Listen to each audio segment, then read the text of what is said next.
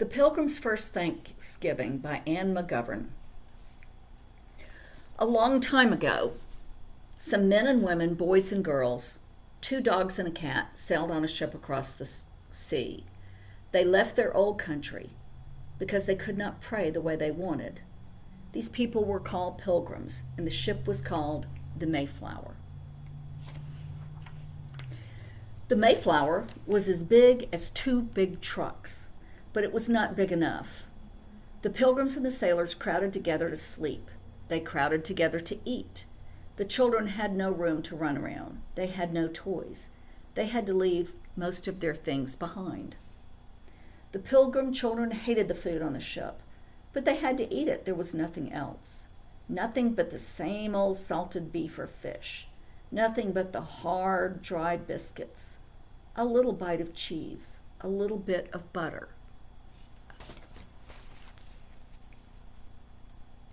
After a while, the food turned bad, and there was not enough water for drinking or washing. The children could sleep in cozy, warm beds. They slept on the hard, cold floor of the ship. They slept in the same clothes they wore every day, and their clothes got torn and dirty and smelly. Day by day, things got worse. Storms came. The wind blew hard. The waves tossed the ships about. The Mayflower rolled and creaked in the stormy sea, and the rain soaked the ship. The rain poured on the pilgrims. They were cold and wet. Many of the pilgrims got sick. Would this terrible voyage never end? They prayed for the day they would see land. They had sailed away in warm September. Now it was cold November. They had been on the Mayflower for 2 months and 3 days. The next day they saw land. They were very happy, but they were scared too. What kind of land was this? There were no houses, no stores, no people to meet them. Only an empty, white, sandy beach with trees and bushes behind it. Oh, but it was good to be on land again. The pilgrim children ran up and down the beach, feeling the sand and the land beneath their feet. Winter was coming, and the pilgrims had to find a safe place for all of them to live. Every day a group of pilgrims searched the wild countryside. At last they came to a place with running brooks and rivers and good land for planting. It was a good place to build their town. They named it Plymouth. They wanted a street to go from the shore to the top of the hill. They wanted a fort on the top of the hill. They wanted houses on both sides of the street. They would have to make everything themselves. It would take a long, long time to finish building Plymouth.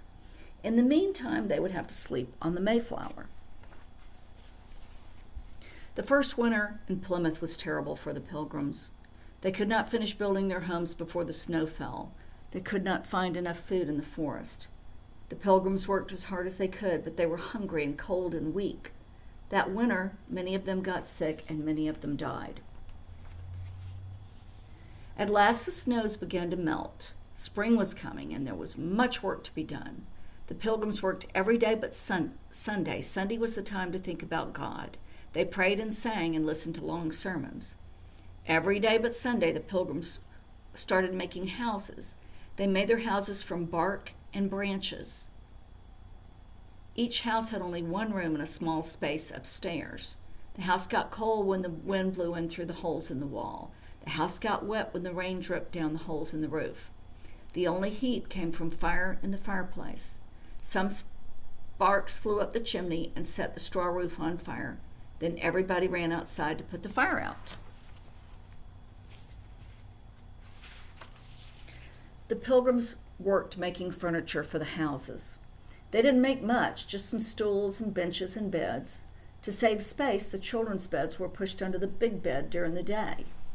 People used the benches for tables or put their plates on their knees.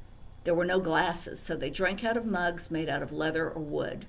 The plates and bowls were wooden too, and there were no forks. They used shells for spoons. The only iron things in the house were the iron pots and pans. One big iron pot was used for boiling the stew or making the candles or the soap. The pilgrims worked planting their garden. Each family planted a small garden with seeds brought over on the Mayflower. The Pilgrims made a good friend who helped them. His name was Squanto. Squanto was one of the people who had lived near Plymouth years before the white man came. He taught the Pilgrims everything about the land he knew so well. He took the Pilgrims to the rivers and showed them where the fish swam and the best ways to catch them.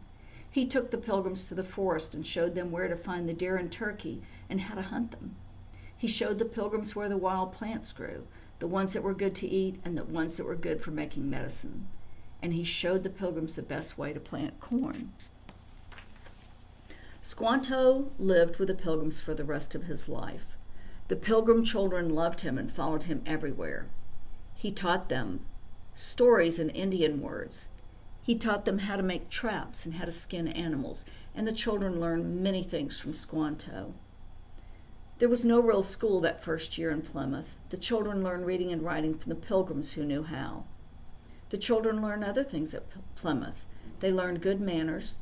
At mealtime, good manners meant eating standing up and eating with their hats on and not speaking unless a grown-up spoke to them first. The Pilgrim children learned to work very hard, just as hard as the grown-ups. They had to watch the cornfield and shoo away birds and animals. They had to make the big roasts and the turkeys. They sat near the hot fire and turned the stick that turned the roast. That job took most of the day. They had other special jobs too. They had to make mattresses for sleeping. They stuffed pine needles or rags or feathers into big bags. They walked miles to gather grasses for the roofs of their houses. They dug clams out of the mud and picked black mussels from the rocks in the water. Every day they cooked and they served and they helped with the washing and the making of soap and the making of candles. Everyone worked harder than they ever worked before, from morning until night. But no one wanted to give up or go back. And when the Mayflower sailed back to England in April, there was not a single Pilgrim on board. By summer, 7 houses were finished and more were being built. The gardens were bursting with vegetables. The corn was growing tall. The Pilgrims met more friendly Indians who lived nearby. Their new friends told the children where to find nuts and where the wild fruit grew. The Pilgrims and the Indians made flour, baked cornbread, and ate together. Summer was the best time for the Pilgrims. There was plenty for all to eat. And there would be plenty when winter came. No one would go hungry. And the Pilgrims wanted to celebrate. The first Thanksgiving in America lasted 3 whole days. From the forest, the Pilgrims got wild turkeys, geese, and ducks. The Indians got 5 deer. From the waters, they caught lobsters, clams, oysters, and pounds of fish. From the garden, they gathered cucumbers, carrots, cabbages, turnips, radishes, onions, and beets. Corn was cooked in many ways, and there was popcorn, too. There were wild fruits for desserts, and Thanksgiving was a time for eating and for sharing. All the Pilgrims took part. So did their Indian friends. 90 Indians came. There were more Indians than Pilgrims. The men and boys played games and had jumping and running and racing contests. The women and girls spent most of their time cooking and serving. The Pilgrims had so much to be thankful for. The long, hard, terrible year was over. They gave thanks for good friends, new homes, and plenty of food, and thanks for the new life they had begun in Plymouth.